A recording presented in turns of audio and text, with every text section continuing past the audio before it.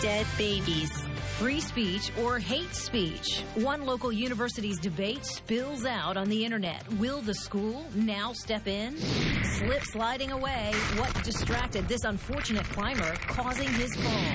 And the South Florida holy man who might be Pope. Dodge is having their showcase event. When you constantly deliver what hasn't been seen before, achievements that are looked up to, and design that can't help but be noticed, it attracts all kinds of endorsements. Hurry in for great offers now at the Dodge Showcase event. Now, well-qualified lessees can get a low-mileage lease on the 2013 Dodge Dart SXT for $149 a month. Do you know you should always get a copy of your medical records and x-rays and save them for your records? Learn more at SearcyLaw.com. An experienced team. The attorneys of Searcy Denny, a passion for justice. Volkswagen is one of the fastest growing brands in the world. Come see why at either Schumacher Volkswagen location. Drive away your new Passat for $199 a month, 0 down. Come join the family of satisfied customers at Schumacher Volkswagen. Live, local, from WPTV. This is News Channel 5 at 11. Local coverage you can count on.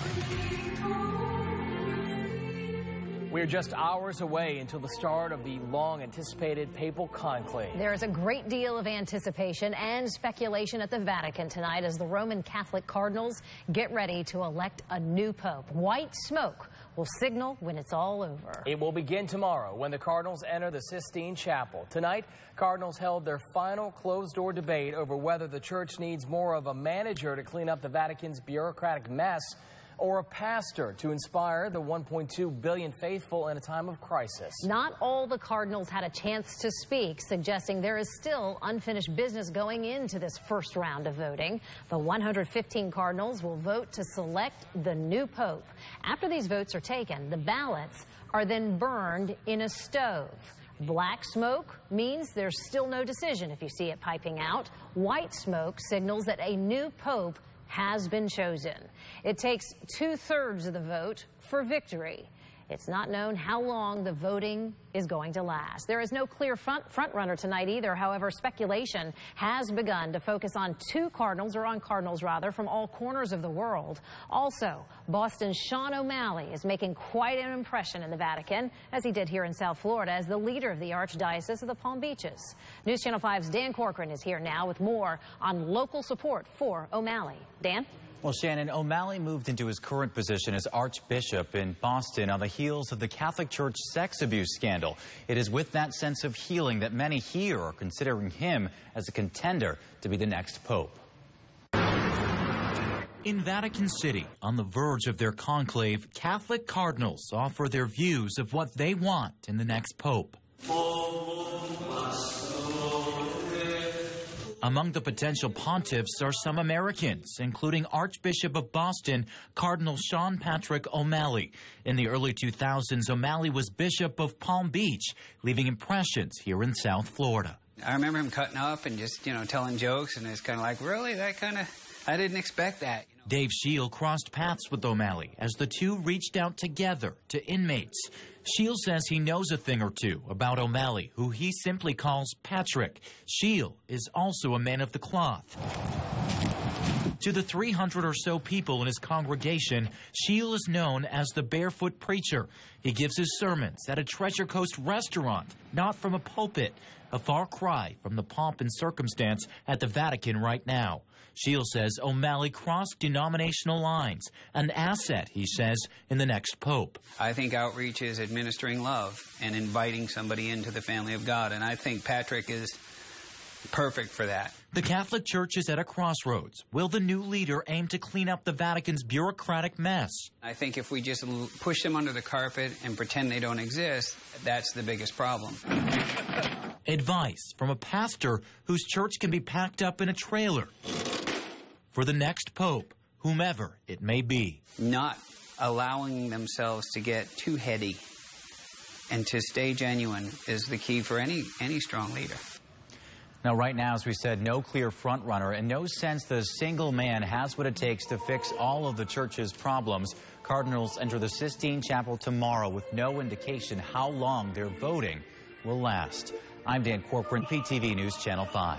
All right, Dan, thank you. All eyes are on the Vatican and the clouds of smoke that will come from the chimneys in the Sistine Chapel. Chief Meteorologist Steve Weigel has more on whether those smoke signals will be easy to spot or whether weather will play a role. Steve? Well, I think it will this time. Actually, thunderstorms tonight for the Vatican, and tomorrow looking at rain and a high of 60 degrees. Rain is what we're going to get here in our area, South Florida, too. Look at it on the radar, pushing south very quickly, and some of that rain will work in the morning and then some in the afternoon again. It's all part of a cold front. I'll let you know how low the temperatures will go this week coming up.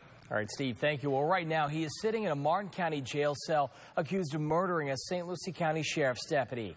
Tonight, those close to Arisi Tisdale say there's got to be more to the story, and they can't believe the man they know would pull the trigger.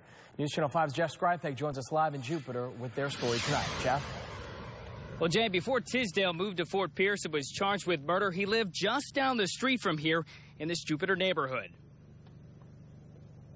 I do order you to be held without bond. He didn't have much to say when he made his recent court appearance after allegedly shooting and killing St. Lucie County Sheriff's Deputy Gary Morales. Questions in reference to that? But before being arrested on murder charges, 25-year-old Eris Tisdale was trying to make a career out of words. I wake up every day looking like, is it real? John Jones grew up with Tisdale and knew him as Prince Guru, one of 3 rappers in the Jupiter-based hip-hop group Team J-Town. The jump that the car shooting? Nah, that wasn't the guy I knew. He wouldn't have did nothing like that. Jones says he never picked up on anything that might have pushed Tisdale to snap. He says he knew his friend and rap partner liked to smoke weed, but he never thought he was dealing, as investigators have suggested. Hey, Sherlock. However, just 2 years ago, Tisdale, seen in the surveillance footage, was arrested for possession of marijuana and resisting arrest when police say he refused to pull over for a suspended license. I can't say I knew he had a gun, but it wasn't a big shocker that he had a gun. And even though in their videos guns are featured, Jones and Team J-Town say their focus is always about partying and having a good time. Nobody don't want to be affiliated with a murder. He had nothing to do with that. But this group is now linked to the man deputies say killed one of their own. A man Jones says was just a month away from welcoming his own child into the world. Now this kid got to grow up without a dad, just like it's both sides. They the victims. And when we reached out to the St. Lucie County Sheriff's Office, a spokesperson told us he could not comment about Tisdale's alleged rapper pastor, anything in his past for that matter, because it's all under investigation. Meanwhile, Tisdale remains in the Martin County Jail tonight. Reporting live in Jupiter, Jeff Skrypek, WPTV News Channel 5. Jeff, thank you. Election Day is just hours away. Tomorrow, the polls will open for Palm Beach County's municipal elections. Several cities across our viewing area will be holding elections for mayors, city commissioners, and council members as well. The polls open at 7 in the morning. They close, as always, at 7 p.m. To find your polling precinct, all you have to do, or if you want to look up some last-minute information on the candidates, just head on over to WPTV.com. And we will be posting the latest information on the election results on the web, so be sure to check it out. Again, WPTV.com. We are getting new information tonight on the vote for the Archstone Palmetto project in Boca Raton. City leaders voted in favor of the proposal 4-1. Dozens of downtown Boca Raton residents filled city council chambers today to show disgust for the project. Developers just got approval to add 378 units on a 5-acre lot a stone's throw from single-family homes. Now that the proposal is passed, neighbors vow they will continue the fight in court. Boca Raton Airport employees have been notified when federal cuts will go into effect. Beginning April 7th, federal money will no longer pay for staffed air traffic control at the airport. A community meeting has been called for Wednesday to formulate a plan to keep the tower from closing. The Boca Raton Airport is one of 173 nationwide that will likely lose federal money for air traffic control. Cruise leaders and experts are in Miami Beach this week to discuss the future direction of that industry, the cruise industry. The cruise industry certainly has grabbed national headlines after several high-profile problems. Starting tomorrow, executives from Royal Caribbean and Carnival Cruise Lines, they're expected to speak. Last week, a Royal Caribbean cruise was forced to return to Port Evans after a norovirus outbreak. And of course, we all remember the Carnival Triumph. It spent days floating in the Gulf of Mexico after an engine fire left that boat disabled. A fairly new law is angering a lot of Canadian tourists. Now Florida lawmakers are trying to repeal it. Last year, the legislature passed a bill requiring foreign travelers to get an international driving permit before taking the Florida roads. Well, that didn't sit well with the estimated 3 million Canadian tourists who visit the Sunshine State each year. Fearing the loss of millions in tourism dollars, the Florida legislature is now moving to repeal the law. If the current bill to undo the law passes, it will take effect immediately. A local university under fire. And administrators here in Boca Raton are being accused of fostering anti-Semitism at FAU. I'll explain it coming up. Plus, why are our military members being told to save every round?